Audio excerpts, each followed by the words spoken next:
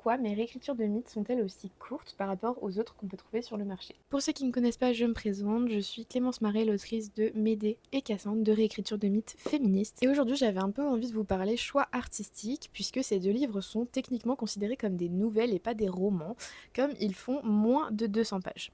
Or, sur le marché, si vous avez déjà lu Circé de Madeleine Miller, Pénélope Renditak, Atalante, etc., vous savez que ce sont des romans qui font en général plus de 500 pages. Donc pourquoi avoir fait le choix de rester sur un récit aussi court? Bon, déjà, vous pouvez rayer tout de suite l'hypothèse du c'est pour l'argent. En général, quand on réécrit des mythes, c'est qu'on est à la base fan de mythologie, ce qui est mon cas, mais il faut savoir que je suis très attachée aux versions originelles des mythes, donc je change très peu de choses dans mes réécritures, malgré la vision féminine et féministe.